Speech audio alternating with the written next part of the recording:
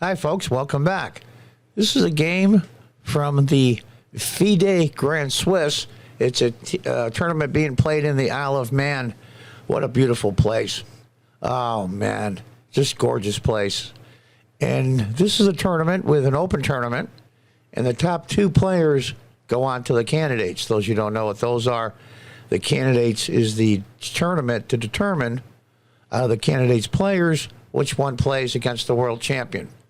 And it's also the FIDE Grand Swiss for the women's section. And, of course, same rules. The top two players go on to the candidates for the Women's World Championship.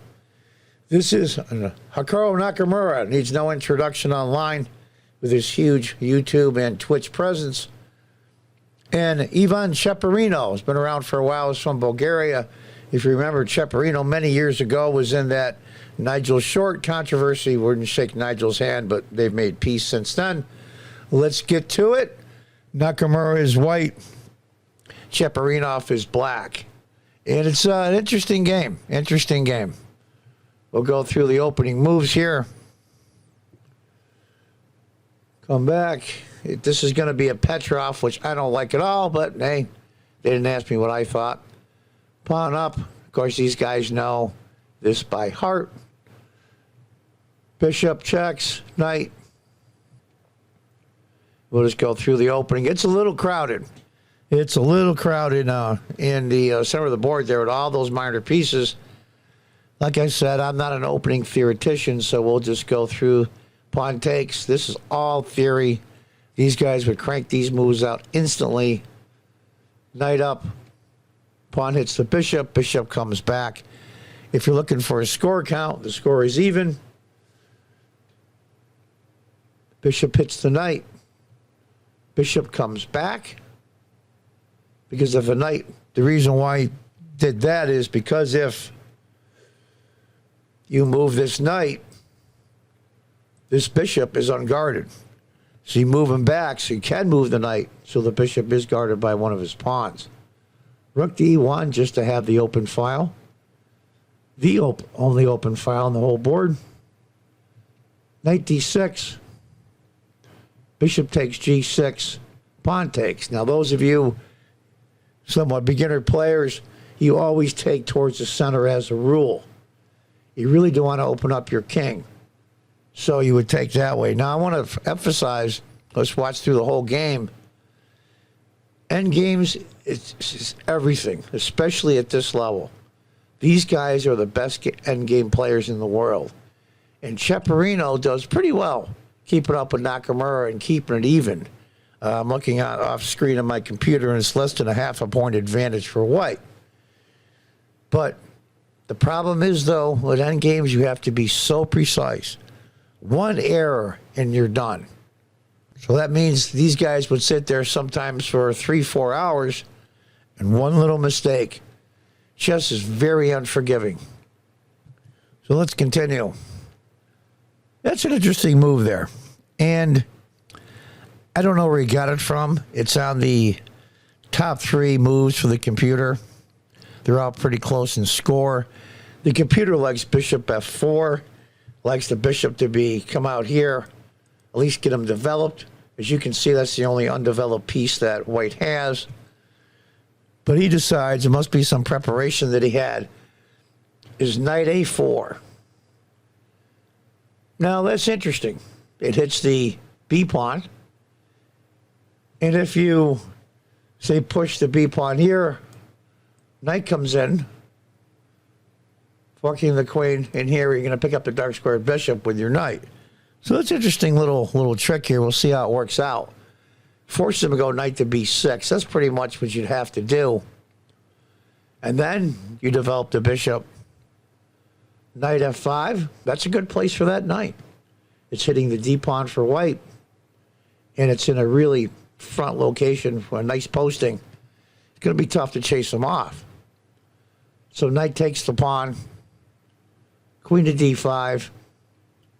Knight comes back. Now, white is up a pawn right now, but it's a little bit advantage, about 1 1/4 pawns. A pawn's a pawn, even though that white's d pawn is isolated. But that's a really nice posting for the knight as well. Now, if black decides to take, bishop takes, in the future, pawn takes, which would connect his pawns. But we're going to see how this plays out. You don't want to give up that bishop. That's a really good bishop. Let's see. Brings his bishop up to challenge White's bishop. Nakamura takes, pawn takes, knight comes back. It's double knights, double rooks, queen, middle game. Nightmarish. I mean, can you imagine keeping track of 4 different knights? Oh, man, it's hell. Yeah, absolute hell. We're on move 21. So let's continue on. Rook to the open file. Queen comes up, connecting the rooks. Knight goes to a4, hitting the b-pawn. Nakamura just chases off the knight. The knight comes back. Now you see where you can't take the knight because queen will take, because the queen is unguarded. And of course, Nakamura knows that and plays knight takes, pawn takes. Now remember, White's up a pawn, so we can give one up. Rook takes check. Rook takes. Queen to b5. Now, if black decides to play pawn takes, queen's unguarded. And we're going to continue on here to the end game. Is coming up pretty quick. Rook goes there to guard the pawn. Pawn takes. Queen takes. Okay, here we go.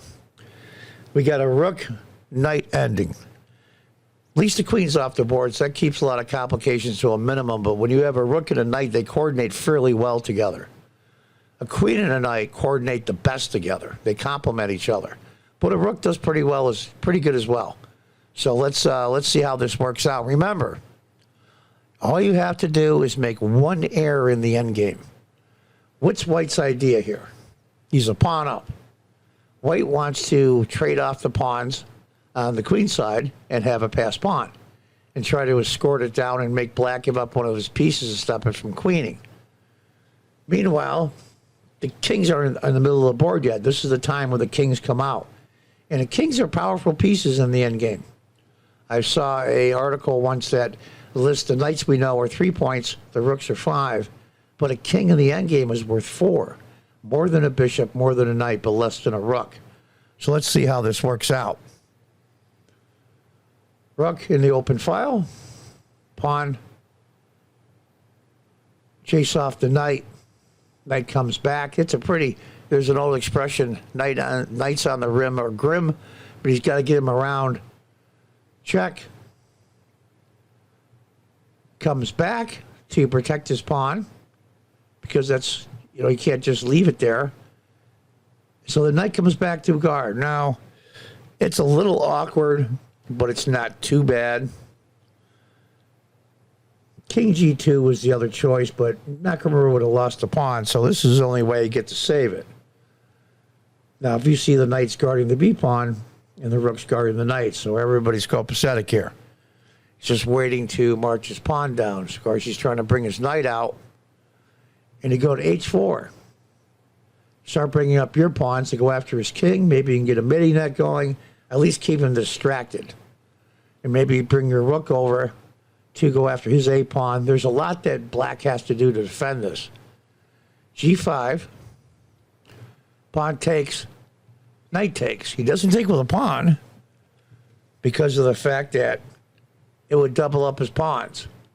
And that's not so good. So knight takes.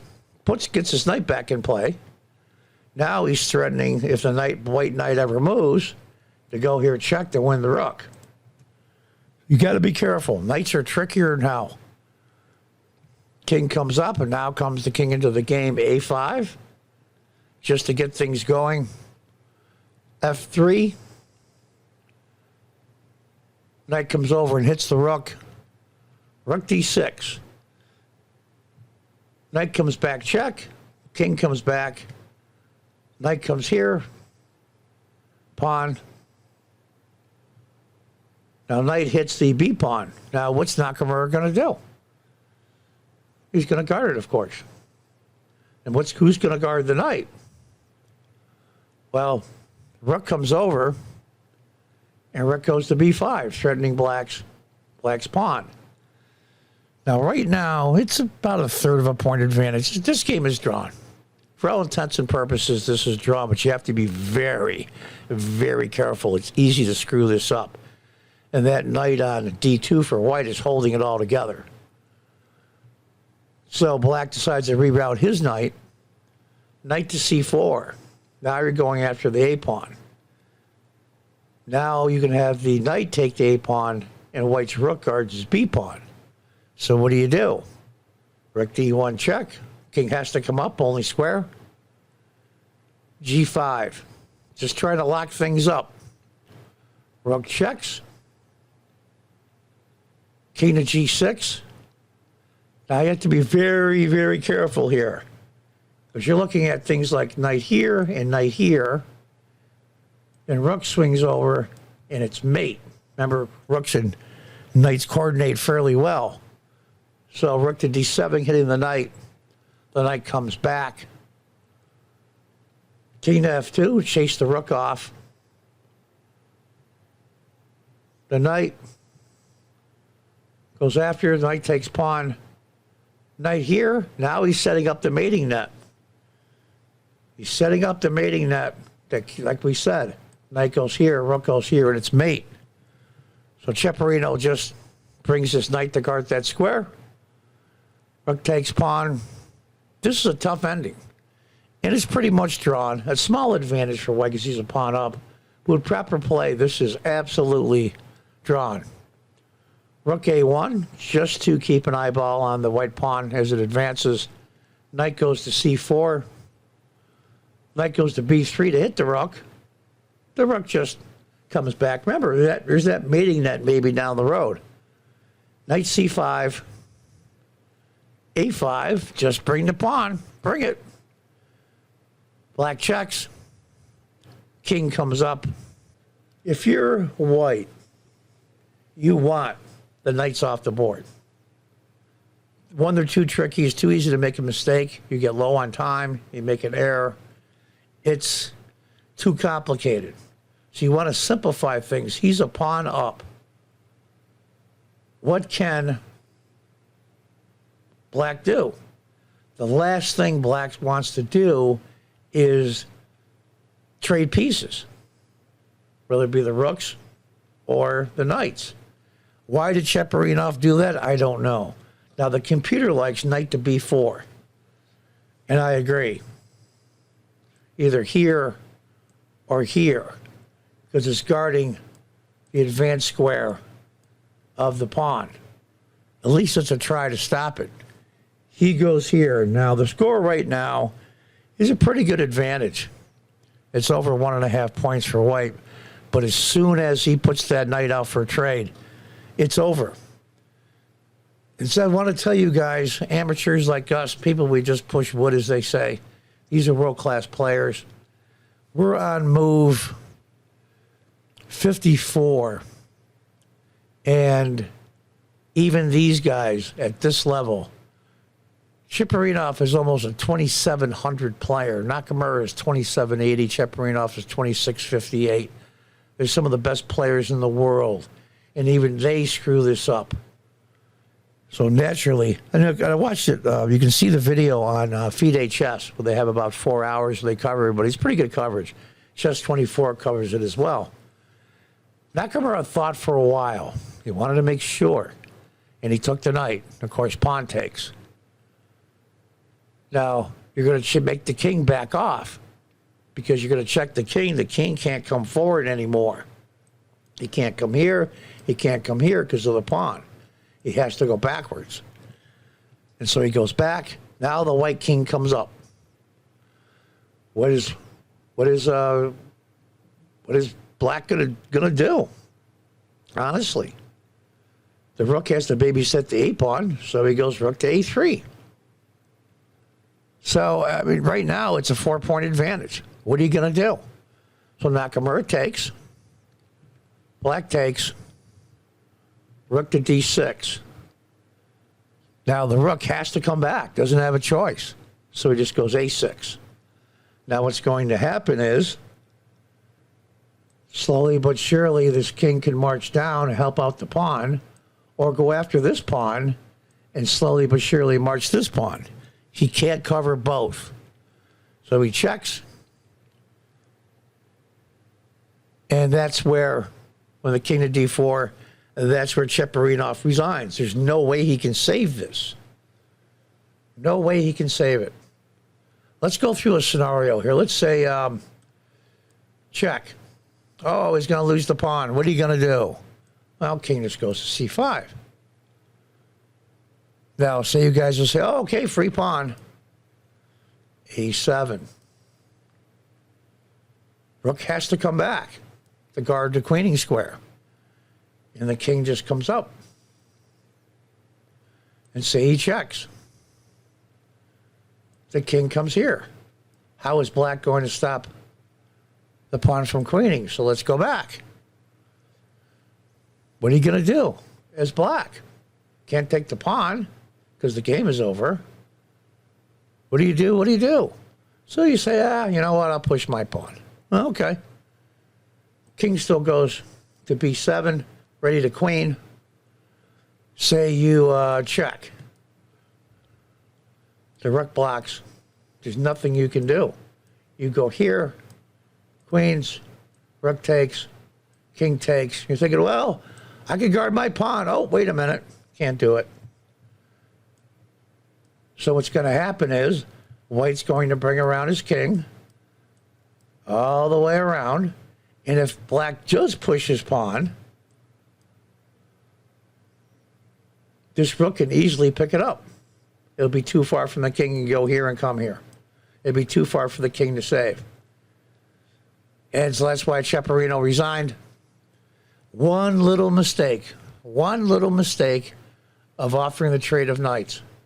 And he's a good enough player to know that. So it makes players like me and you guys that watch feel a lot better that the fact that even world-class players screw up a game. One move cost him the draw. He had a dead draw, and a draw against Nakamura as black is a very good result. So there you have it. One of the games from the FIDE Grand Swiss 2023. The top two players of this tournament will determine who goes into the candidates to play it for the tournament for the World Championship. Chess is a cruel game. One mistake and you're done, but is the greatest game in the world. Until next time, God bless, goodbye, and good luck.